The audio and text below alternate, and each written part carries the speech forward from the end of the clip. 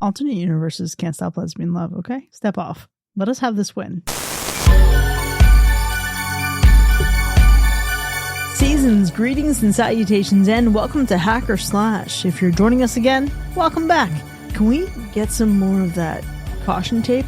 I feel like we need to be a little more cautious here. If this is your first time listening, welcome to the party. We are a horror movie review podcast dedicated to telling you whether a movie is a hack, a total joke, a waste of time, or a slash.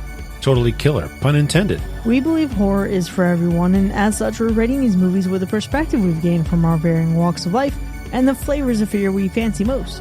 My name is Chris. I'm your friendly neighborhood slasher enthusiast. This week I'm joined by the super fly space guy Mac. We would never wear that. The classic horror connoisseur Sean.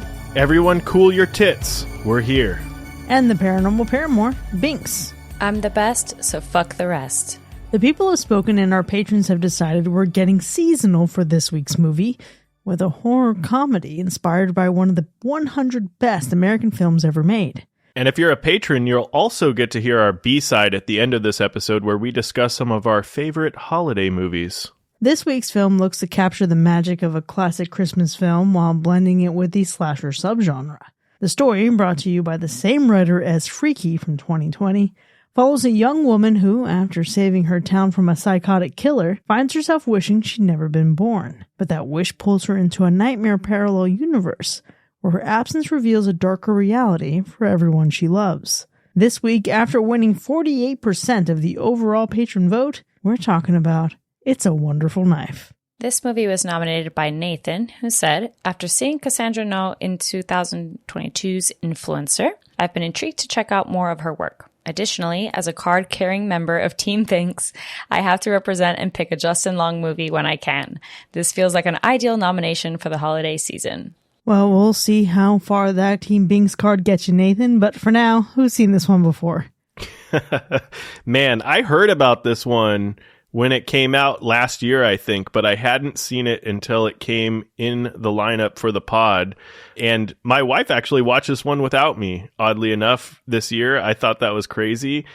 I don't know if I should be proud or upset that she watched that without me, but I guess I'll err on the side of proud. I think proud is good. I am proud that you guys watched this before just hearing about it for the podcast, because I didn't hear about this movie at all. For whatever reason, was not aware of it in any way until it was on the list. Interesting. I remember it being promoted, I think, last month because of Justin Long. I think he had been in a couple films at that point, especially with that movie that we shall not name because I don't want to get hate right now, Barbarian. But anyways, I thought you were going to talk about Tusk. No, although I could have. You're right. Jeepers Creepers? I'm a Mac. I'm a PC. What else you got? He's just not that into you? God damn it. Nice. Shall I go on? Nice. No. Okay. But I mean, all right. So obviously I watched it because it had him in it. You know, I had to. I watched it. I couldn't resist. I was curious though, because I didn't really remember whether it was like a Shudder exclusive at that point or any, you know, I just felt like it was something that I needed to watch. Not a lot of people were talking about it online just yet. So I was like, well, if it's got Justin Long, I mean, I'm surprised it doesn't have like a bigger marketing to it, but he does a range of things, right? He does indie projects, he does bigger films. So I guess there's that reason too. Yeah, I haven't seen this one before, but I remember wanting to see it last year. Specifically, there was an advanced screening that I was going to try to go to. And Binks, I feel like maybe I mentioned it to you, but for whatever reason, I didn't make it. And I didn't hear much about what people at large thought about this movie, but I do remember someone who will not be named for now seeming to have said they didn't enjoy it. At least that's the vibe that I got. So I went into this apprehensive and feeling like I might end up disappointed. But I want to be very distinct and I want to be very clear and very specific. I didn't think this would be anywhere near as bad as The Mean One, but rather I thought I might find that it fails to live up to its potential, much like The Mean One did. So I was a little nervous going into this. I think that's fair. Outside of just hearing about this movie, I really didn't look that far into it. Didn't hear much about it. To your point, Binks, didn't hear a whole lot of people talking about it, even though I knew it existed. And even just not knowing anything, I don't really think you have to. I think given the title alone, you got to be expecting some horror twist on one of, if not my favorite Christmas movie of all time, It's a Wonderful Life with James Stewart, Donna Reed. You just don't need to watch a trailer to understand that, I guess, unless you just haven't seen It's a Wonderful Life and don't know that that movie exists and don't know that story. But if you do, then I think you know a little bit of what to expect in this movie, I would think.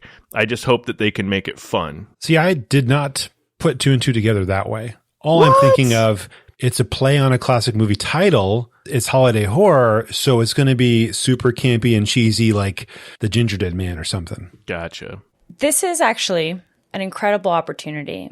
And I'm going to be bold, and I'm going to be brave, and I'm going to come clean and be honest. I have never seen It's a Wonderful Life. Oh, Get my the God. fuck out of here. Oh, my God. Well, Yeah. first, Binks, this is a safe space. We don't judge, but also I'm we are judging. concerned. I've judged you.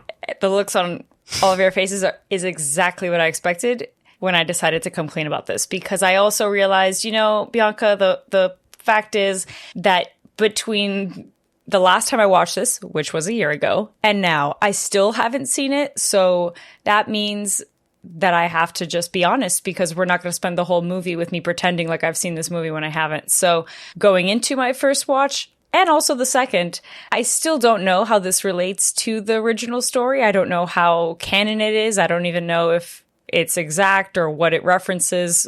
I thought maybe it was just a play on the title and that's it. So plot-wise, I've got no clue. But going back to in terms of the film, especially when it came out, since it wasn't marketed too much, I do remember a little bit of that early screening that you were talking about, Chris. I don't think it had like a big theater release or, was marketed heavily online, anything to that nature from my recollection, aside from knowing that Justin Long was in it. I just expected for it to be a very indie, very campy film, right? Nothing too extreme, but just enough where it toes that line between a streaming release, something like straight to streaming, decent budget, and Tubi, bottom of the barrel B horror. Okay. It's got to be one or the other, or just right there on that fine line. Let's give this movie some credit because it was on Shudder. No, okay, but Bottom of the barrel. But even though it was on Shudder, let's also be clear. The dregs Shudder of Shudder. now has been releasing really great films. This was But- December of last year, Binks. Okay, This is not- yes. In a Violent Nature came out a couple months later. What else came out a couple months later? Listen, In a Violent Nature is not a great movie, but it is a pretty movie. No, but that's what I'm saying. In the last year, Shudder has been doing really great, but that doesn't excuse the fact that Shudder still has a lot of questionable films. Shudder is for the people, by the people. All Don't right. take the Shudder I'll be the slander. one to say it. I'll be that person. I'm not afraid to be that person. Not everything on Shudder is fantastic. Okay, you're That's acting true. like this is Tubi. Hey, Tubi, sometimes you can find some good shit on Tubi. Tubi did have Granny Krampus. So to each their own, and every service has some kind of gems in there. But Binks, this movie aside, if you do ever explore It's a Wonderful Life, just watch the black and white version. Don't watch it in color. I watched it in color for the first time today, and I will never do that again. I'm telling you, it's not as good. Wow. Really? It wasn't bad, Yeah. but it's meant for black and white. Yeah, Just watch it in I black see. and white. has I to. see. Okay. All right. Excellent recommendation. And watch it so that you can understand this movie better and more. Yeah, kind You know, of. you're missing out. You're missing out. I mean, that shouldn't be the main reason you watch it. It should be to watch a masterpiece, to be honest. I mentioned going into this film that I really didn't know anything about it and I expected it to be super cheesy and campy and lame and low budget and stuff. That's not what we got at all, right? It's this newer style of like heavy polish, nice and shiny, very easily palatable, campy horror comedies, kind of like Totally Killer or Happy Death Day, Freaky, The Babysitter. It's got that nice short runtime to it. The pacing is quick. It's just supposed to be like easy and fun. Yeah, I mean, I think it was entertaining to a degree. I think it was a little bit silly. I think it was silly until it wasn't really that silly, or maybe they just went so far. I think it just got played out after a while, maybe. But I mostly feel like it was maybe trying to do too much in the film. There was a lot going on, I feel like, in the film for as short of a runtime as we got. And I think the story starts to get maybe too intricate, and that's where it stops making sense in a way. I feel like they were making shit up as they progressed throughout this movie. Yeah, I can see that because there's a really great start to this film. When Justin Long's character is introduced, I thought that was very funny, like very iconic. Our queen, Catherine Isabel from Ginger Snaps, is in this film. She's a highlight, very realistic, down-to-earth character. I really enjoyed seeing her. I felt, though, that throughout the film, a lot of the other characters are becoming very one-dimensional. Like, it just loses its flavor a bit, tries a little too hard until Justin Long and Catherine Isabel are on the screen, personally. And I think that the first act has promise, and it does have that varnish, like you were saying, Mac, you know, like the totally killer. This kind of impression where, like, okay, are we getting a actual great horror holiday film? You know, 'cause we talk in our B-sides that we don't get many of those. So it shows that. I think even at one point I was starting to feel like, wow, they revealed something pretty early on that I didn't expect. So what's this movie going to do? What kind of ride are we about to get on? And I think that's nice. It kind of takes you off this roller coaster that you thought was going in a direction that you can anticipate. But then after that happens, it kind of fades out and just becomes very mediocre. And I felt like even the campiness and the comedy just doesn't land enough because they don't even lean into it fully. Yeah. So it just fizzles into just nothing after a while. And the short runtime just doesn't even help. Well, okay. Listen. It might work against it, the short runtime, actually. I don't know, man. Maybe Mac and I are going to be more aligned than I expected here because this movie didn't need to do much to be fun. And holy shit, this movie delivered fun. And I think what's surprising about this movie is not only how great it looked, obviously, but how well its kills were choreographed and how it struck a great balance of horror and Christmas. Yes, there is some convoluted nonsense in the plot, but it's a horror comedy. It's a Wonderful Life, but Christmas and horror and a slasher. So I don't know. I feel like that gives it some room and some margin for error without it tanking the movie. Because there's a lot in here. There's a lot of heart in here. There's a lot of genuine, wholesome energy in here. There's a lot of camp in this movie that is so fucking fun. And at the end of the day, this is a great throw some lights on the tree, wrap your presents, drink some hot cocoa, and enjoy some Christmas horror in the background. This easily rose above, I think, more fun than I've seen in a lot of other Christmas movies. Gosh, we are, I think, very close on a lot of our thoughts tonight. There wasn't really a ton that disappointed me. There's some stuff here where you have to really suspend disbelief. The whole premise of the movie requires it.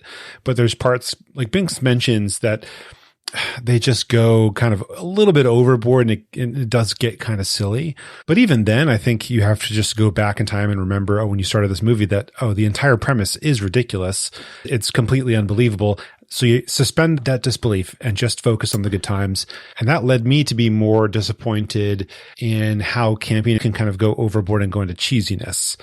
And that outweighed the issue with the strange things they might have done with the story. But yeah, the cheesiness at some points I thought was going to be for comedic effect and wasn't, or at least it didn't land. And so it was like, this is just being Hallmark to be Hallmark for the Hallmark of it all. And those, I think, were the moments where I was a bit let down. Yeah. See, I don't even think it was like campiness too much to be cheesy. I think that it just went straight to cheesy in some parts. You know what I mean? And I don't think I'm super surprised by a lot about this movie. Obviously, I knew pretty much the general idea of what was going to happen before going into it, just knowing the premise of, I guess, maybe what it's a parody of in a way. And I just think I'm a little disappointed in the overall plot, I guess. It just didn't feel super cohesive. And I know the suspension of disbelief, I just think it was, I don't know, it just kind of threw me off. I think the story itself, I agree, is intriguing. I think it's a really fun idea. I think there's a lot of really fun stuff about this movie. But I think the execution of the film was poor and it kind of fumbled the ball on the whole thing. So I don't know. I guess we'll see as we dive further into it. And maybe we can dive further into this too. But Chris, I was talking to you about this earlier today. I feel like the real question that I have, and I don't know how far we can go into it in the spoiler-free section, is did any of you feel like this was like an exploitation movie for the LGBTQ plus community? Because I think whether they intended it or not, I feel like that was kind of the feeling I was getting. I did not feel that way. I have a lot to say about that when we get into the characters. This is a movie that features gay characters experiencing gay joy in a great way. And it does suffer a little bit from the bury your gays trope, but given the nature of It's a Wonderful Life, I think you can guess where that goes. I have more to say, but no, I didn't feel any kind of exploitative energy from this. Okay. Oh, we're going to have a fun conversation in the spoiler section. Can't wait. Hey, I'm going to drop some links as well to the interviews with the director and the screenwriter for this film. And a lot of the characters and the ideas and even some of the self-referential jokes come from their experience and come from the screenwriter's experience as a gay man and even like conversations and moments with his in-laws. So yeah, it feels wholesome. Okay, that's good. Because I think what Sean's getting at is there's a particular thing going back to the fact that it seems more Hallmark cringe than camp or just regular romantic character development. It seems like there are moments there that seem borderline cringe and uncomfortable. There's a particular character in this film that I'm sure we're going to get into further on that seems like they are the outcast. And throughout the film are continued to be called a word that was meant to make them feel terrible, that's turned then to a term of endearment. And it just seems like, is this supposed to be like a meet cute romantic moment that I'm supposed to be feeling? Or is this somehow a little strange? And using that as an example, but it feels like there's several different moments throughout the film where I thought that I was supposed to feel one thing, but I'm starting to feel like this is a little forced. The camp part doesn't even feel like camp. We've seen so many fucking camp horror films, and I know I get a lot of shit for my opinion of that all the time. But hey, I'm warming up. I'm enjoying it. I can laugh, okay? Ginger Dead Man, quite frankly, probably would get a slash from me at this point from how funny and hilarious it is in retrospect. Nice. So I can have fun and I can laugh. However, I think that with this film in particular, the biggest disappointment for me has been that a lot of characters just feel very nonchalant. A lot of characters then try to be funny and then it just doesn't land. Or if it does land, it's in particular moments that are like not actually happening. And what I mean by that, there's like certain moments where it's like commercials and things like that in the film. So like those parts are fun, but the actual plot, the story, and like the main character and her interactions, the dialogue doesn't always seem to be so funny or comedic. And when it is supposed to be romantic, it doesn't really feel completely like the chemistry's there. So a lot of emotions that I'm supposed to be feeling don't really get felt fully. They have me for the moment there, and then it just kind of fizzles out every single time. I can't wait to actually dive into this when we can talk about details of the movie, because we had very different experiences, I think, watching this movie. Yeah, I don't know if we watched the same movie. I also just want to be spoiled, by the way, for what It's a Wonderful Life is. If it needs to happen, I understand that this is my fault. So if you need to spoil that movie and what it's about, please do, because it's fair. It's been long enough that I've been on this earth and not seen that movie. Yeah. Sorry you didn't watch this movie from the 40s. You'll be fine. We don't even need to spoil the movie, to be honest with you. It's not necessary. I can see, obviously, that we're going to have some contention later in the episode, especially as we dive into characters and their dynamic. But one thing I hope we can all agree on is while this movie isn't scary, it at the very least has a cool-looking, threatening slasher. Oh, for sure. Yeah. The slasher, there's a lot of, don't get me wrong, there's a lot of fun stuff in this movie. The slasher look, very cool. We're going to get into it later. There's even some kills that are pretty cool, but sadly it's not super scary. And the jump scares, how do I put it? Like the jump scares are like a box of old stale crackers. You know what I mean? There's something that you've had before, but when you bite into them, they just don't taste quite right. Here's to say, though, this again, I just want to remind you that this is from the same writer as Freaky, and they're not going for scary. Yeah, that's true. But they did go for some jump scares. And to this movie's defense, much like Freaky, I don't think that those kind of films need to have jump scares. I'd almost prefer that they don't entirely. You know what I mean? Because then it's like jump scares are meant to make me feel really scared, very frightened, to evoke those kinds of emotions. If this is supposed to make me feel like this is a fun time, entertaining, make me laugh, that's just too much of a range of things. So I think that I prefer that it's not jump scare and, like very, very horrific. I want a fun slasher look. I want some fun kills. I want to be saying like, oh shit, like that kind of thing. And I think that this movie does accomplish that at the very least. I don't think you need it to be horrifically scary. I don't think that's required. There's a lot of other slashers that don't achieve that, and they're still incredibly enjoyable. And perhaps some like Halloween might have hit different back in the day, but I think at this point, the best slashers, they're not really about the scares. Maybe if you're like 13 or something, they might scare you. But for adults, it doesn't really have to be that kind of spooky. So yeah, it's low in the fright factor, but I think it achieves the same kind of levels that you get in other slasher movies these days. Yeah. Something else that I think it achieves, though, and I'll obviously be curious to see what Sean feels about this. I feel like this movie has no chance in hell in living up to maybe some expectations, given its parallel and given Sean's love for It's a Wonderful Life. But I was personally surprised by how well I felt this movie executed its premise, particularly with adding the slasher element to such a popular classic film. Granted, It's a Wonderful Life, that movie is 80% build up, 20% the treatment for this film in terms of like a what if situation. But I feel like this one really nicely balances that Hallmark cheese, that Christmas spirit, the subtle humor, the brutal violence. That's a delicate balance and a really tight rope to walk. But I feel like, and Binks, you mentioned this earlier, this movie doesn't waste any time at all revealing very significant critical points of this story, but it manages to subvert expectations later, which I think is, not an easy thing for a movie of this caliber to do. I wouldn't say this is entirely unpredictable by any means, but it's, right. Let's be real, it set out to horrorize It's a Wonderful Life, and it fucking did that. It served it up on the platter. It did do that. Yeah. I mean, there's this formula that these movies recently have been following, and it works. And why deviate? If it's going to give you this nice, shiny package that lots of people can chew on, go for it. You take this formula, you apply it to the scenario, and you get a new result. And I think in this case, they said, we're going to have this really simple, fast movie. We're going to apply it to It's a Wonderful Life. Here you go. And nothing wrong with it. I think obviously it's going to be based on other material, but that's the point.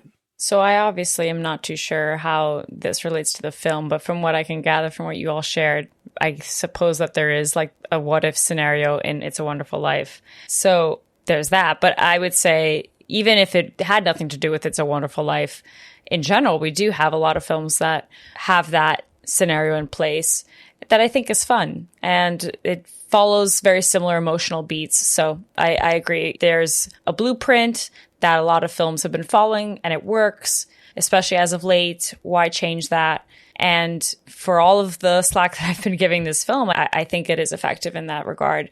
And I really did enjoy that it subverts your expectations at the very beginning. For something that I expected to be kind of silly all around and be very unoriginal, I was pleasantly surprised by that aspect. Yeah, I think I give them kudos. They definitely came up with their own way of telling their story through, I guess, the base of It's a Wonderful Life. They definitely took the general concept and then made it a slasher, because I don't know that you can 100% just flip It's a Wonderful Life into a horror movie without tweaking some things to fit how you're trying to tell the story. So I'll give them kudos to making their own story with this kind of, base, and kudos to trying to make a slasher out of a classic. I think you got to give them credit for doing something like that. I do think, we were talking about like how the movie looks and feels. I do think that this, if you had to name two movies that mash this movie up, it would be obviously It's a Wonderful Life, and then it'd be like Totally Killer. If you put those together, that's basically this movie. With a little less budget. Just a tiny bit. But I will say also, the ending of this movie, I think, is another example of how this movie progressively gets stranger and stranger, until I think it becomes a little bit ridiculous. I think there's a certain reveal after another reveal that just didn't sit right with me, and I don't think it was ever really fully explained unless I missed something. Mm-hmm. Yeah, there's a lot in here to pick apart. Binks just made some concessions to give this movie a little credit after giving this movie slack. I've been giving this movie a lot of concessions and saying some really great things. I'm going to give it some shit here. I don't love the ending, but it's not terrible. And the ending is super cheesy. It's very Hallmark. There's no debating that. But you know what? Fuck it. It knows what it's doing. It decided, hey, we're going to do this bullshit and we're going to lean into it. And it leans hard. I would change the ending personally. I think there are things that I wouldn't approach the same way by any means. But you know what? Hey, fuck it. We're all friends here. Having a good time. I've had a good time so far. Yeah, the ending is one of the weaker parts of the movie. It's one of those parts where I'm like, is it the cheesiness that bothers me, or is there something else? I'm not exactly sure. That being said, the cheesiness matches many other moments inside of the movie, and so I think the vibe overall fits. So it's probably something perhaps about the story, even a minute detail, that just it doesn't quite work. Yeah, I feel like, Chris, you took the words right out of my mouth. I could redo this ending confidently, I'd say. It's very cheesy. Some of the interactions don't even seem authentic. Quite frankly, certainly don't make sense. And it's hard to get into without spoiling, but I will leave it at this. I think that the film ultimately is just one big amalgamation of a lot of different genres. And the Hallmark factory that I like to reference, like the Hallmark Christmas films, that's this ending. And by the end of the film, both times I was like, it's just that if I wanted to see one of those extremely cheesy Hallmark Christmas films, I would pick that. If I wanted to see an intense, gory slasher, I would pick that. If I wanted to see a horror comedy, I would do that. But goddamn, this whole film is just all of those genres in one big clusterfuck. And the ending is just the last little bit of all of those things in one big reveal or ending that quite frankly doesn't make sense. And so it's just too much. By the end of it, I'm like, all right, it's over. We're done. Well, I can't wait to see how all of this translates to a rating. But for now, before we get there, Sean, how would you describe the gore score? Well, this movie definitely has gore, that's for sure. Is it the best gore? Probably not, but it is there. We do get some gore, and I think there were some really fun shots. I think even if they weren't super believable, I think they were still kind of fun to watch, and we did get enough blood-splattering fun to earn itself a solid, I think, medium gore score. And what about the animal report? It is wonderfully safe for this film. Well, let's go ahead and get into our ratings then. It's A Wonderful Knife from 2023. Was it a hack or a slash? Well, I'll get mine out of the way before Binks jumps in, just so we can potentially do some bookending here. But this was a quick, easy watch that follows an easily digestible formula. I'm here for it. Teen slashers are an absolute pillar of the horror genre, and I love a good fun ride that doesn't take too long and doesn't try to punch you in the face with all the feelings and emotions. I said this when we watched the Babysitter movies, or when Chris and I watched There's Someone Inside Your House.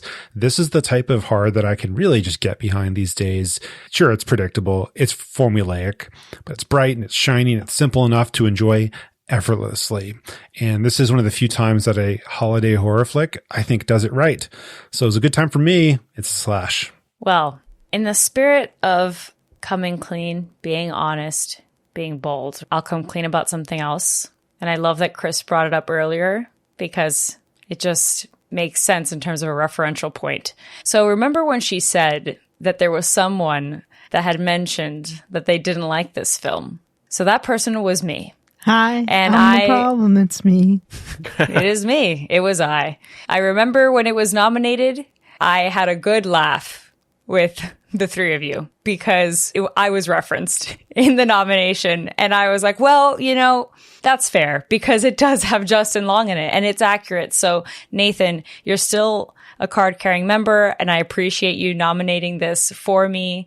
That was the right thing to do because I will never shy away from seeing Justin Long again. However, the thing about this film is that it has good bones to it, but I really struggled with the chemistry of a lot of our characters And like I mentioned earlier, just not feeling like I could invest fully in them. And it's because the film in general just doesn't know what it wants to be at times for me personally. I can't take it seriously, but then when it wants me to, it gets very funny and campy, or it gets very Hallmark. The rationality of a lot of the things doesn't make sense in terms of this what if scenario. It just seems silly. And although it is a fun adventure, it's still something that I would have to buy into these characters to be able to be down for the ride. And the only characters that I felt like I wanted to see more of, and potentially was because of the nostalgia, sure, is Justin Long's character and Catherine Isabel's, but they're also just really great actors, and they brought in a lot of really fun comedic relief that lightened the mood for me, that brought me in, but there's just not enough of them in the film as well. So it's not just them in the movie is what I'm trying to say. They're not the main characters in reality. So overall, it was okay the second time around, I'll admit that, but still wasn't wonderful. So it's a definite hack. Yeah, you got to give us like a character that we really like, I feel like. And I don't want to say that I went into this one half expecting it to be bad, but admittedly, I did go into this thinking that it was going to be pretty bad because I just love It's a Wonderful Life so much that I think I just had a bias for this going into it. I couldn't help myself. It's one of my favorite Christmas movies of all time. So when you're going to be bold enough to remake this, not remake the movie, but try to make a horror version of the movie. And granted, I love horror, but there has to be some boundaries, I feel like. And if you're going to do it, you got to do it right. But the one thing I did appreciate was that I liked the play on the name. I thought it was simple. It was clever. I appreciated even some of the Easter eggs and the nods in this movie. I just wish the movie was just a little bit better, you know, because the story starts off really interesting and then it progressively gets dumber. And the acting is bad. And granted, that's probably the point, but it didn't work in a fun and campy way. I'm not a Justin Long fan. I don't like most of the stuff that he's in. Don't know if it's a him thing. I don't know if it's a whatever thing. I'm just not a big Justin Long fan. The movie is a quick 87 minutes, so it's an easy watch.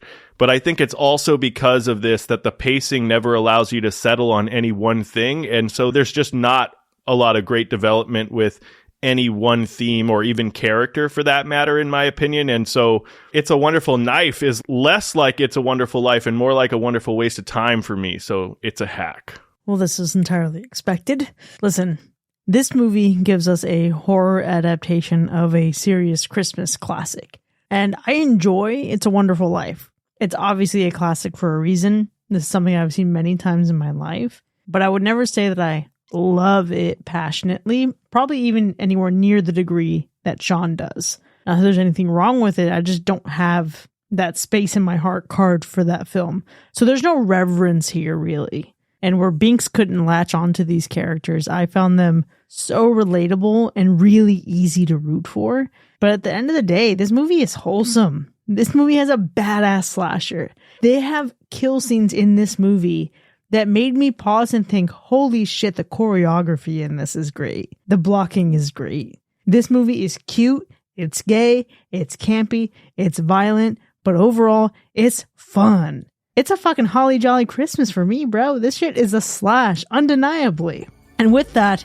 It's a Wonderful Knife, as selected by our patrons, has earned 2 hacks and 2 slashes. But there's so much more to discuss when we return from our break. When we return from our break, we'll compare it to It's a Wonderful Life and really break down those characters. We'll see you in a bit.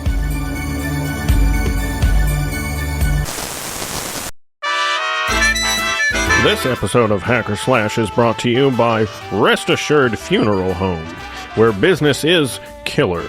Are you looking for a final resting place that truly slays the competition? Rest assured, we put the fun in funeral and the stab in established. Owned and operated by the ever-dedicated and not at all suspicious Mr. Henry Waters, we guarantee a slice of eternity that you'll never forget.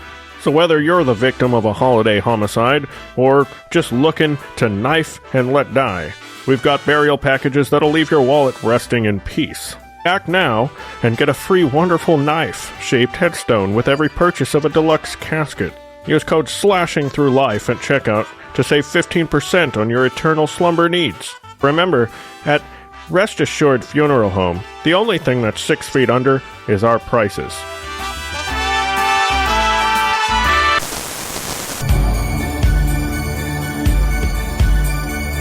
Welcome back, folks. You are now entering the spoiler zone for It's a Wonderful Knife from 2023, which has earned 2 hacks and 2 slashes.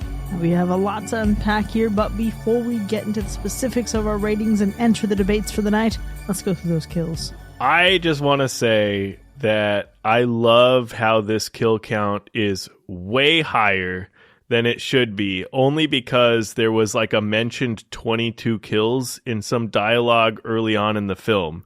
So it gives you a grand total of 39 kills. And I feel like there's plenty of throat slicing, eyeball stabbing, candy cane slashing fun to go around. So I gotta ask, which one of these wonderful kills was your favorite?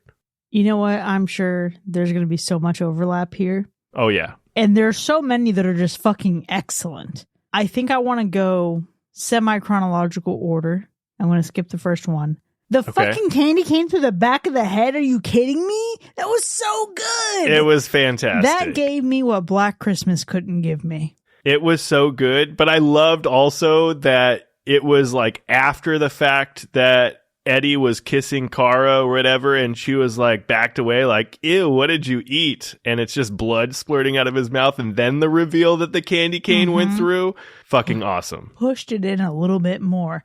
It makes me wonder, and again, this is not like a critique at all, but to be a fly on a tree looking in on this, I want to see the other angle. I want to see how far that candy cane went in, and were the hands still on there, or was it in there enough to hold it and support it at its own weight, and then the angel just pushed it in even more? Does it matter? No. I just want to fucking see it. Yeah. But I think that's part of the problem with the kills, is that there are some really fun kills like this, but I kind of wanted more from them. Know what I mean? You know, I want more, but not because I'm dissatisfied, but because I'm just having so much fun. Man. I feel like I saw a lot. I feel like I saw... We see stuff, but then I'm like, man, I want to see more of. So maybe it is the feeling that you have that I'm like, man, like, okay, that was cool, but like, give me some more. But like, so when you say more, like specifically more candy cane... Well, even more of the actual kill happening, like some really good shots of the carnage too. But yeah, give me some more Christmas decoration kills. I'm here for it. Pull an Art the Clown and fucking linger in it. Yeah, that's fair. Because I think although there's a lot of kills, there's maybe like a good 5, maybe less than that, where it's very Christmas specific. So my favorite is Buck Waters, Sheriff Buck Waters at that point, when he is basically the new tree topper, like very angel looking. I think that was real clever, even though it's just like he just got stabbed, but still it's like the way he's displayed and being risen up. Like I think that's very cool. And there's not a lot of those kinds of kills in the film, but it's fun when it happens. Yeah, for sure. I'm going to go with Pete because that dude, one, I feel like had it coming. And then two, the way he went out was just extra violent. Oh my gosh. It was. The entire scene of him being brutally murdered. The strobing. Oh my gosh. This is the kill that really made me feel like, holy shit, the choreography of this. And this epic music in the back. You have this Christmas, this very seasonal, festive music, the strobe lights. But then you flip to the perspective from the inside of the house, seeing the angel absolutely butcher him. Yeah. And then the blood is splattering on the window, but the partygoers are still oblivious inside. It is so close and yet so far away. We saw that earlier in the film with the first couple kills. But there's something specifically about that scene and just the theatric buildup of it that made me think, holy shit. Even if the rest of this movie fucking sucked, these kills make it worthwhile. Yeah. And it was like this kill too, I think, to your point, Chris. I think it was like one of the most visually appealing kill scenes in the entire movie. I think it's also really fun because not only just for the kill and then the eventual decapitation, but because he basically in a sense, foreshadowed his own death like moments before it actually happened. There's the dialogue that's happening, and they're talking about more murders happening and whatever. And he's like, what am I supposed to do? Stop living life? And the next thing you know, this motherfucker is getting hacked away by the angel. And the strobing effect is really cool, but even just the moment where the blood splatters up on the white mask of the angel, it's just actually really, yes, visually, probably one of the best kills in the whole film for sure. I do want to mention, though, I think here's a kill that I feel like maybe only because of maybe the visual effects that they chose to do with the scene, it wouldn't have been as good without it. Darla's kill probably wouldn't be as cool if it wasn't during this. I guess you would call it another type of strobe scene where the lights are out, but the camera flash is happening, and then whatever, it illuminates the theater for a second, and you see the attack unfold as this light. It's like, you know, the whole trick of lighting a match, it goes out kind of trope that we see in horror movies, but I think it was clever the way they did this, and I think they took a otherwise pretty fucking boring kill and made it kind of fun to watch. Well, Darla and Robbie both. And we're going to get to that scene in particular because I found that so much of what I enjoyed of this movie was centered around that theater. But just to give another one, I think it was made very obvious that the angel was not Justin Long's character, Henry Waters, when we have the angel killing Winnie's mom and the side piece immediately after the dad leaves the house. But still, holy shit, what a fun time. Yeah, absolutely. Yeah, that was a good one. He went ham in that house. He felt that disrespect and paid it back triple.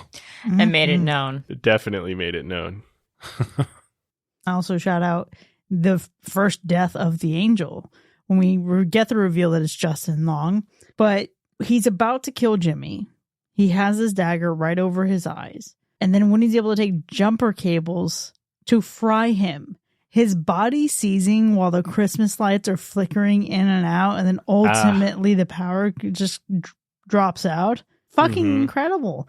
That looked so good. There are so many kills in this movie that just look fantastic. Yeah, it's that extra shiny feel. I love it. It's just like well polished. It's nice to look at. It doesn't have to be all dark and grungy and gross. It can be bright and vivid, but still have that nice like backdrop of the snow. And it just pops. Love it.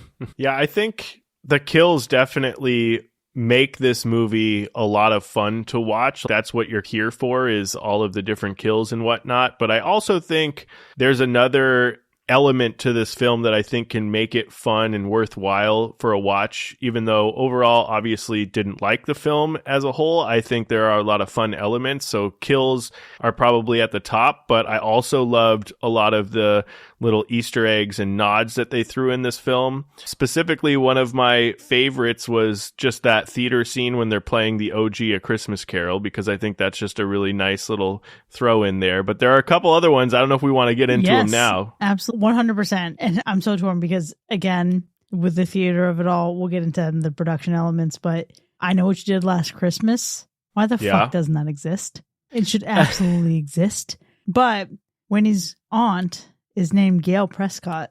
Oh, yeah. As an homage to Sidney Prescott and Gail Weathers. I know. It's such a good one. I think actually the one that may slip past a lot of people, unless you really know your fucking Scream, is that the whole slasher costume in this movie is a nod to Scream, because the original idea for Ghostface was to be all white, but they changed it to black, thinking obviously it would be a little bit more scary or intimidating. So I think this was a really cool nod to that. And so, yeah, man, these nods, these Easter eggs, they make the film almost worth a watch. You know what I mean? Almost worth, definitely worth a watch. The kills and the slasher? It might be worth a watch. Just watch it. Like it, hate it, whatever. You should watch it once. Listen, even if you don't want to fucking watch this movie, the supercut of the angel doing its thing, excellent. Yeah. Absolutely. Just watch like the kill count, maybe. You know? Like a reel on the kill count. Yeah. On YouTube. Somebody's got to have that. Yeah. I'm sure. Oh my gosh. Just watch the movie and enjoy the angel killing people. The angel, gotta say, best thing to look at in the film. And when I saw the first shot, I was like, it's going to be kind of cheesy, but really grew on me. I never even put two and two together that this thing was kind of like a reverse in terms of like Scream's costume. Didn't even think about Scream while watching it. Gosh, I mean, yeah, there's just like something flowy and white and bright, and the face has no face, which is always a good time in a killer's mask when they are dehumanized and that there's not even eyeballs to look at. It's like a Spider-Man mask. It's crazy. There it is. The blank, I love it. pale, emotionless face, a la Michael Myers. That's because Michael Myers really did it best. Now, listen, this one is really up there. I fucking really enjoy this design for a killer. But aside from how incredible the angel looks, I'm really a fan of the set design and how this town feels. It feels very Hallmark Christmas, although it does feel very cracked and depressing when we actually get into the alternate timeline here. But man, one of the biggest things I felt was, holy shit, I would love to own a vintage theater. I used to be on this kick, and I used to have this dream. Mac, obviously, you know, like the Narrow Cinema over in Norfolk. I just would love to be able to own and preserve a historical theater and just show whatever the hell I want. But the scene, the setting, a lot of the scenes that happen in the theater, we'll get into characters later and the evolution of Winnie and Bernie, but even when we look outside on the marquee and we have I Know What You Did Last Christmas and A Christmas Carol with Tiny Tim Is Dead just slapped under it, you know, it points out Jimmy was the Tiny Tim of this movie. And he's gone. He's out of here. Nice. Good shout out. That was Who good. needed Tiny Tim anyway? No, I will say I really do appreciate the set design too. And I think that theater is really fun. It reminded me, ironically, because it's a holiday film too, of this theater that I went to see the 2006 Black Christmas. I think of it as something else. That's my referential point. But that Black Christmas in particular, I saw at this historical theater in Sarasota because I used to live there my freshman year of high school. And it just gives like a really authentic, fun vibe. You feel like you're back in time a little bit. Like you really feel like I'm going to the movies. Something about that marquee, right? Something about how it really stands out amongst the display of a plaza. It's really fun and warm. And I got that vibe from the set, even though the tone of the town definitely does not feel warm and fun and exciting. It's so different in the parallel universes, considering what has happened in each of them, right? And we'll get into like specifically why that is later, which is bizarre. But I will say that's fun.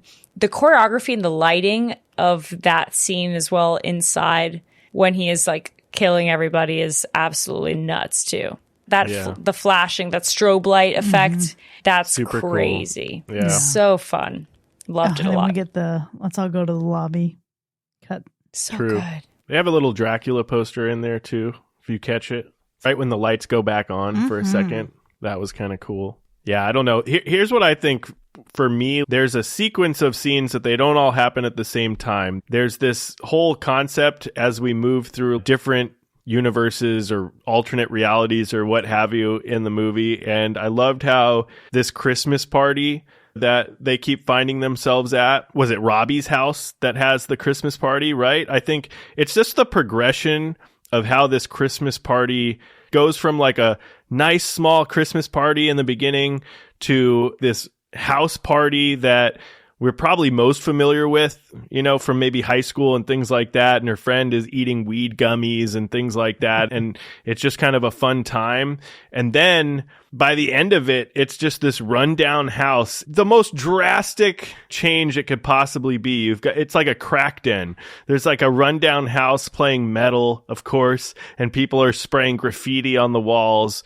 And Vicky is now smoking crack or whatever the hell that was in the basement. And it's just like this den of junkies. And I'm like, man, we really went from this kind of innocent Christmas party at Robbie's house to like maybe a regular high school rager to like literally a fucking drug den by the end of this movie.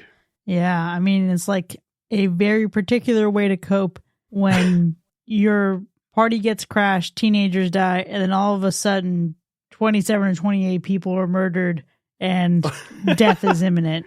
Yeah, smoke some crack. Fuck it. Don't move. Stay.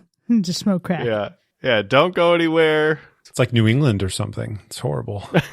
The party scene was Interesting. I never experienced those kind of house parties, even as an adult, unfortunately. The good kind, not the crack dead kind. Not the crack den kind. No one should experience that. That's not good. But what I really enjoyed, though, was the whole movie theater of it. You've already mentioned it a bunch, I think all of you. The whole scene where they get together, they bundle up. All right, we're going to stay safe in the movie theater. And then she wakes up there. Loved it.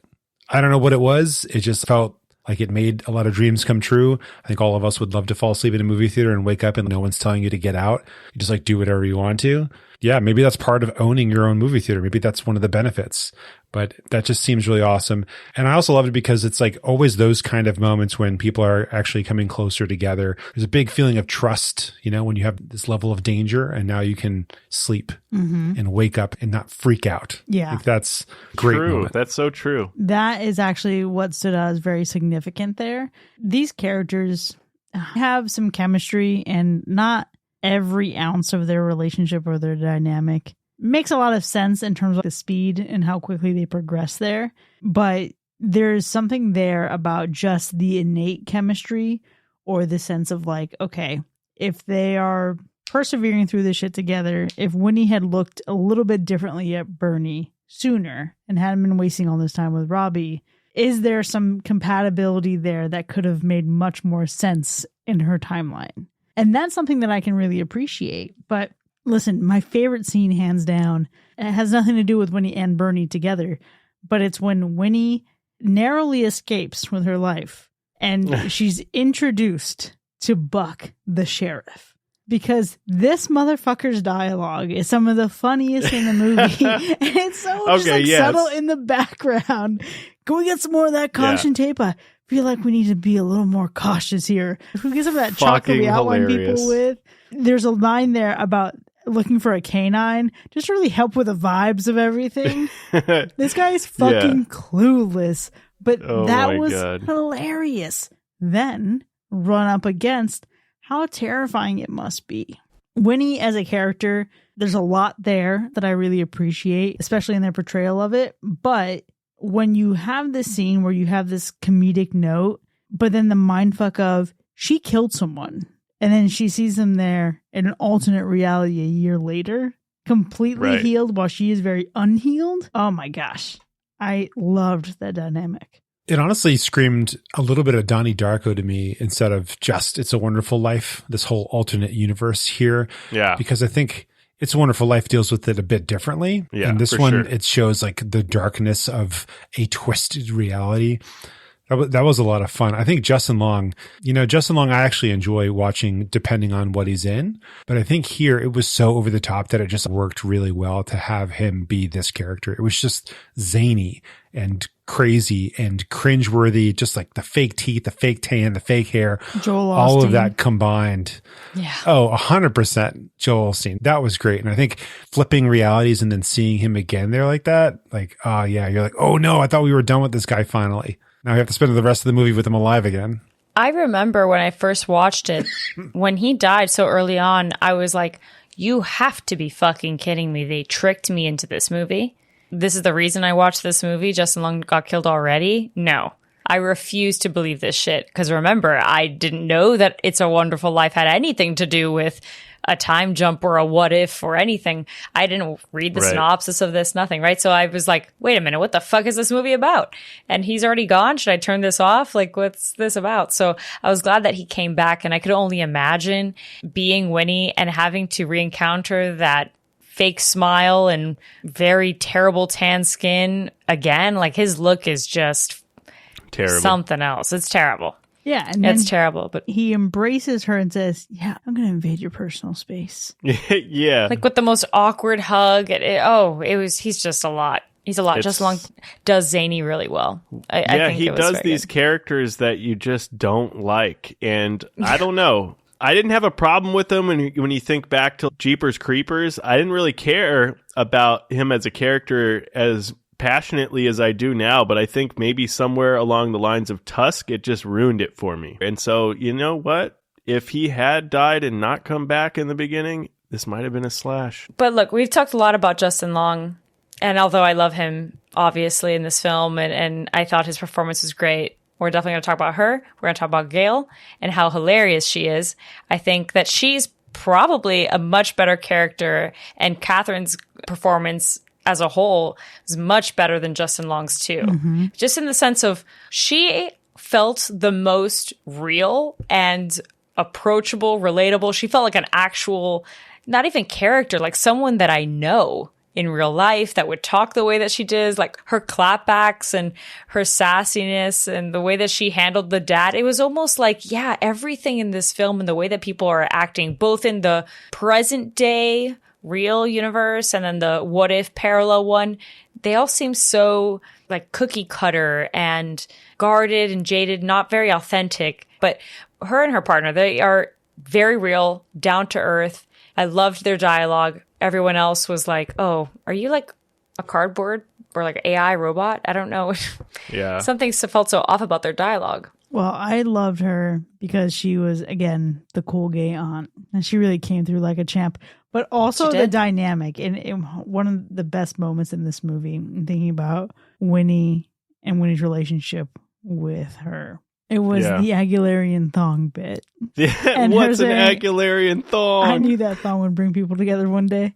That was a great moment for sure. I think Gail Prescott was probably the best character in the movie, to be honest with you. Because like for me, even it's not that we have a whole bunch of shitty characters, but for me, even all the way down to, I hate to say it, Winnie, I just felt like, for me, the characters weren't super likable. I just didn't really care. Yeah. Look, I'll chime in now that you brought her up, because I know that based on the look of Chris's face, she feels very, very, very, very differently. Winnie is not a main character that I can get behind, that I can say I was rooting for and championing. Something about her, especially, again, from present day to this parallel universe. I think you mentioned it, Chris. It's like if she had even shown a little bit more interest, not even in a romantic way. That's not even what I'm talking about. It's more like a sense of compassion and empathy towards Bernie.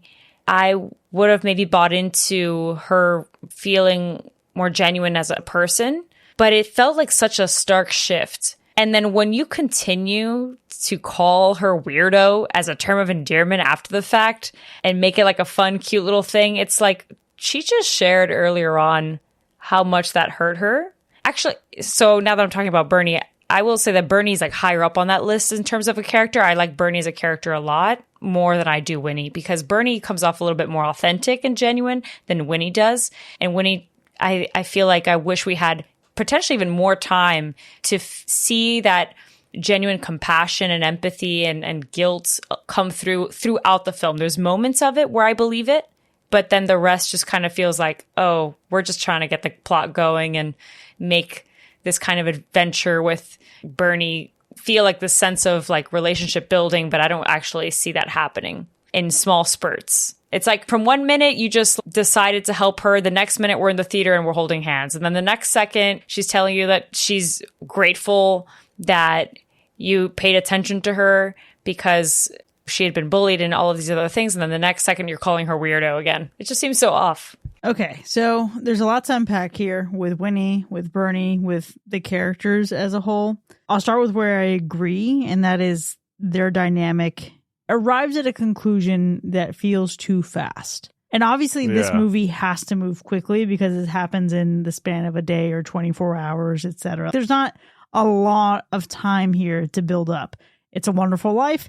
That fucking movie is very long, all right? Maybe the runtime isn't incredibly long from what I'm imagining, but 80% of that movie is not the what if scenario. But Winnie and Bernie's relationship is cute, but I do think it needed more. And it's interesting because the intention behind it and what the filmmakers feel they executed was Bernie and Winnie having a slow, delicate build, but their progression felt way too quick. And there are moments where it feels a little bit like pandering. They were supposed to, as it was written, it was supposed to feel a little more vague, like is there or isn't there something there? Now, I'm torn because on the one side, I love that they just fucking commit because the actors in these roles played it like they were in love, and their chemistry on set and how they felt about those characters. Everybody involved with the production just arrived at this conclusion like, yes, this feels like the right choice for them. And I love that they made that choice because fuck, we just need someone to have a happy ending. And when we think about like representation in film, like I love that they're there, but I wish there was something a little more built up. I almost feel like if I could redo some of this, I would have them want to kiss at the farewell time shift, but not be able to, and then have their first kiss in the real timeline. That I think would have felt a little bit better for me. It's subtle, but it's there. But thinking back holistically, I love the fact that this is a movie written by a gay screenwriter and the studio supported adding more gay characters. This wasn't a, hey, you can have your one token and that's it. Originally, Jimmy was supposed to be the only gay character. And when you even think about Jimmy himself, I love that we have a man who is confident in himself, who's comfortable in his own skin. And this is where I think it makes Bernie's dynamic a little bit more interesting later. He's someone who's comfortable in his own skin, and he doesn't have a complex relationship with his father. Their relationship is so wholesome and so beautiful, and I wish it didn't come at the expense of Winnie feeling like, what the fuck, later on. But it allows you to really appreciate that there are gay characters without this being the crux of what the film is about. It's inconsequential. There are characters in this whose sexualities are of zero consequence to their fate, and we see them experiencing joy. And that is the best part of the dynamic of all these characters. Yeah. To the point about Jimmy, I think it's incredible to see a young gay man in a positive relationship with their father, although at the expense of Winnie, like you're saying, everything that you said, completely agree that it's at the expense of Winnie, but we never, ever, if not rarely, see this dynamic where the father's son is so positive, so much so that it's like, that's their everything. You know what I mean? Like, this is the son that was supposed to take over, that, gets the car, and it means so much to the dad. You never really see that. And I loved that. No issue there. I also love that it's very real. It's very real to have, like a fun gay aunt, and that kind of relationship. It almost seems like in reality, I don't even give it a second thought as I'm presenting it and as I'm watching it, like, oh, okay, sure. I love it. It all seems so authentic. All of these relationships seem authentic to me. It was really that Bernie and Winnie's relationship that seems so, I don't want to say like random, but it just felt a little disingenuous, because at the beginning, it almost felt like, wow, you really don't give a single fuck that this girl is being mistreated for no real reason, to be frank. She just looks like a normal ass girl that's just sitting in a corner. That's the other part to it too. That's so interesting, the way that they wrote her in particular. Again, looking back at the grand scheme of all these characters, they seem very one-dimensional. They seem very fake. Mm-hmm. And so it's funny that they choose to call this outcast weirdo and bully her to such a degree when she's just looks pretty normal to me. And Winnie also just dismisses that too. But when it inconveniences her in this parallel universe, all of a sudden she goes then to this weirdo. And I say weirdo because that's what she continues to call her throughout the entire film. It was part of it why I felt like they were making shit up as they went. So again, thinking about how those characters in particular were written, they arrived at a conclusion while this movie was in production. So I think it's impossible to go back on what they did and then make this feel probably built up in the way true. So then it's true. Yeah, so then it's true what Sean says. So they were making it up as they go. I wouldn't say completely making it up. They made a decision and they should have fucking gone back and done some shit. But there was a journey for them, and then they added a layer to it. That wasn't like, they were supposed to have this little bit of tension. For example, when we have the opening scene, when we see the first moment that Winnie and Bernie see each other, and there's a little look. There's like a little exchange. There's a little bit of chemistry there. It's friendly. They knew that from getting from there to the end of the movie, it would be is there something more here? But they decided to, halfway through, go very definitive into that. So not completely making up as they went along, but they escalated to a degree that they probably shouldn't have escalated to without going back and adding some more into it. But the thing about Bernie, it's not about her appearance. Bernie is a weirdo because she's a loner. Bernie is a weirdo because she's an introvert in her own world. And you think about how she's raised, what she's contending with. She spends a lot of time alone and inside her own head. And when you think about Jimmy, for example, Jimmy's the star quarterback. Jimmy's a gay man. Jimmy is comfortable in his own skin. Winnie is comfortable in her own skin. She's not a loner by appearance. She's a loner because of her lack of sense of self and security, and to be able to like be bold about who she is and connect with other people. So that's at least what I took away from it. That's why she is called and referenced as weirdo so much. Granted, Winnie takes some time later to really get to know her, and then you walk into this bedroom and realize they have so much in common, and that is a beautiful thing. But for me, it was never just this like, oh, okay, well, she looks like a random. Like, I fucking looked normal when I was a kid and I was fucking bullied. It doesn't fucking matter. But I think it goes back to how much I really enjoy Winnie as a character, because we start out seeing what her world is like. And then all of a sudden, 1 year later, the trauma is lingering. She misses her best friend. Her dream school rejects her. It fucking sucks. But it's interesting because it's the sense that she's the one who endured the most personal loss of her family. And even though her brother endured something frightening, and even though she loves her brother, and her brother clearly loves her, and he wants to share this car with her and everything, the trauma of Christmas doesn't hurt the same way.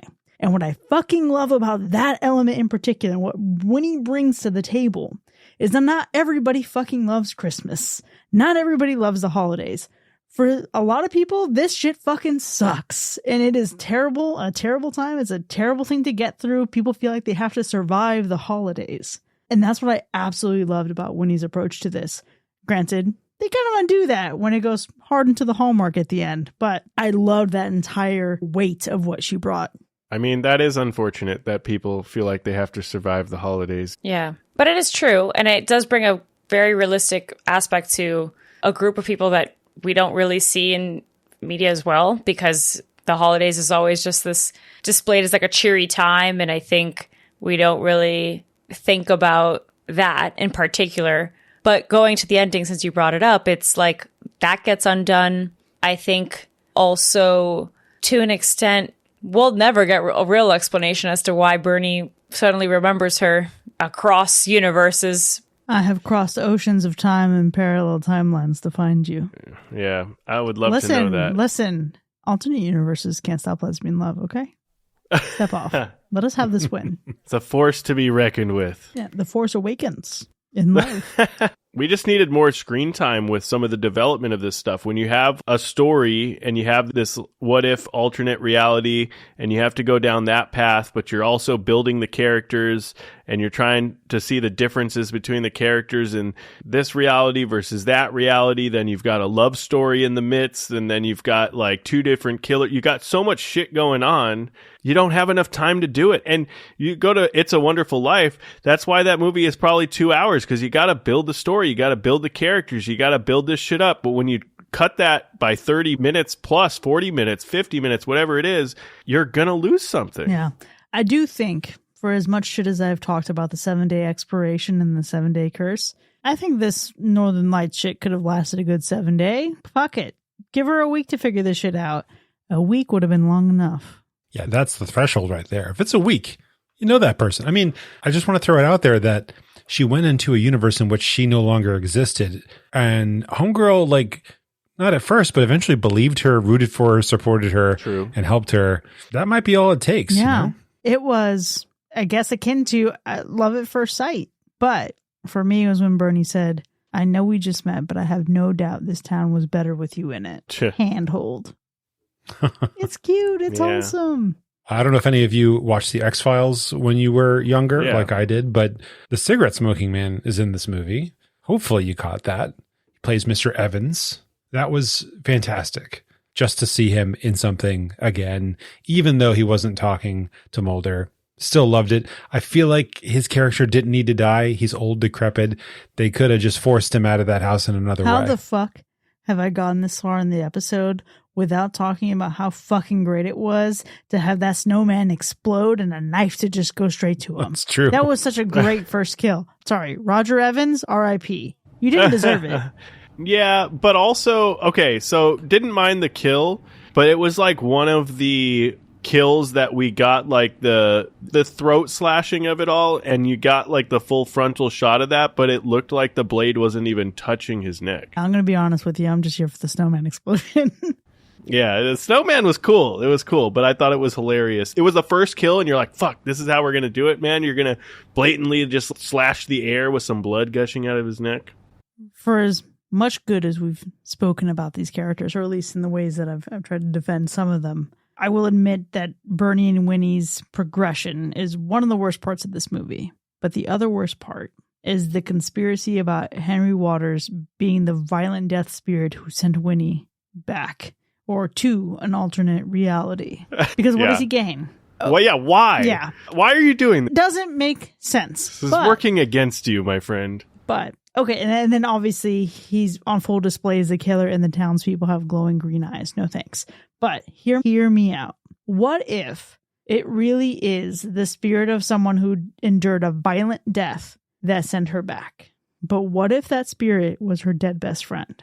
Ooh, what if that spirit better. was like, I love you, you belong here. If you really think the world would be better off without you, let me show you how much worse it could have been. You couldn't save me, but you can save all these people. It's impactful. There's a lot of things that this movie could have done to be better. They didn't take those paths. We don't get the explanation why Bernie just suddenly remembers across a different universe or reality.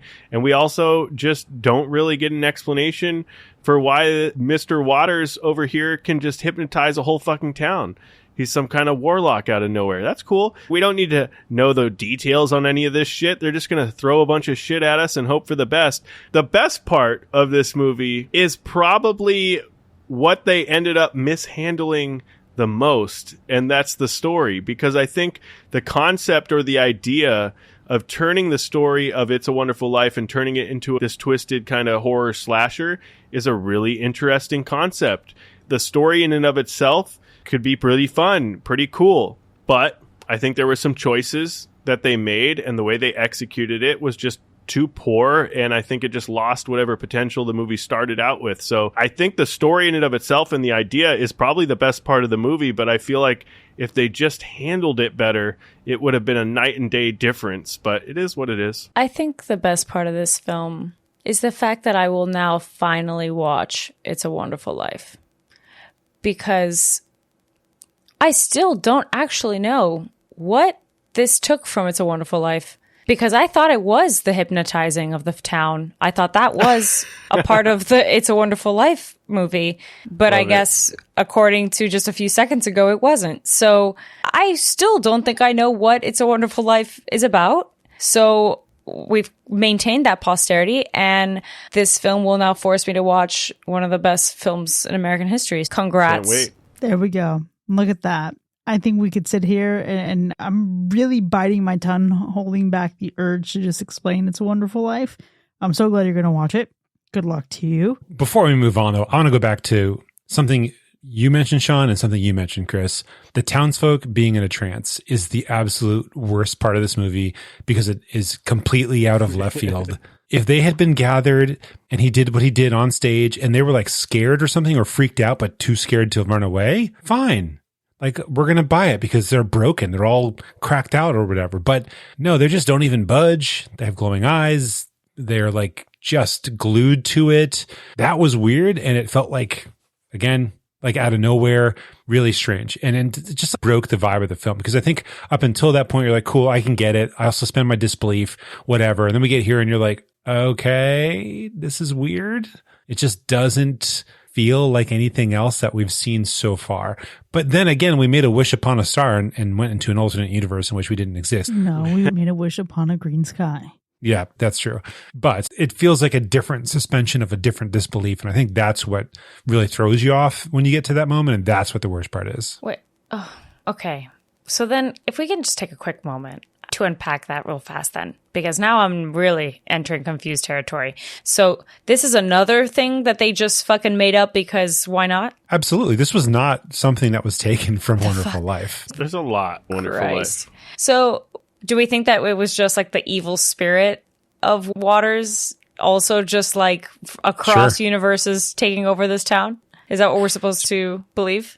We're not supposed to believe anything. We're just supposed to watch it, I think, is really what happens when you get to that part of the movie. Boy.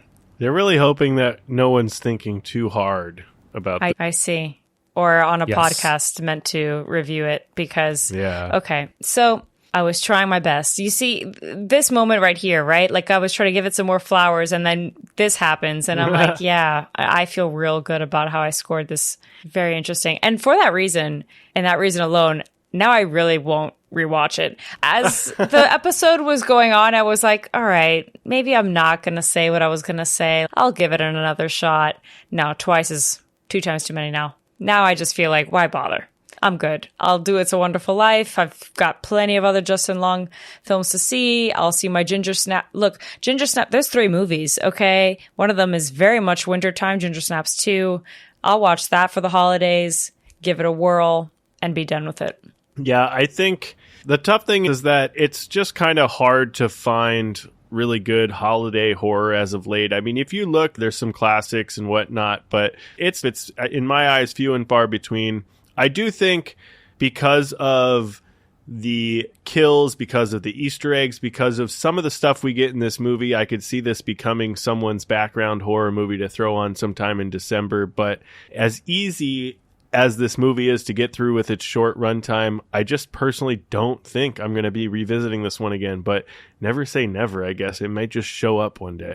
And I'd be okay if it showed up one day because I think this was a fun time. Like you said, there's not a lot of great holiday horror out there, but I think this is part of the enjoyable holiday horror. So if I get the opportunity around next Christmas or Christmas after that, something like that, I'm here for it. Listen, this one is going to be in my December lineup annually moving forward. So I'm very excited for that. And I can't thank Nathan and the rest of our patrons enough for bringing this one to the table. But for now, there you have it, folks. It's a Wonderful Knife from 2023 has earned 2 hacks and 2 slashes. Now, we've certainly had a robust discussion here, but the conversation about this movie doesn't end here by any means. If you want to find out how you can go further than this episode, consider supporting the show. Visit patreon.com/hackerslash where you can enjoy even more of the show, including bonus content with early access, extended episodes with our B-sides, movie nominations, and live shows. You've had a wonderful time listening to us talk about It's a Wonderful Knife. Leave us a 5-star review wherever you get your podcasts. This helps us continue to deliver great content for all you horror fiends out there. We'll see you next time, folks. And remember, one person, one life can change everything just by being gone. Did being unborn hurt?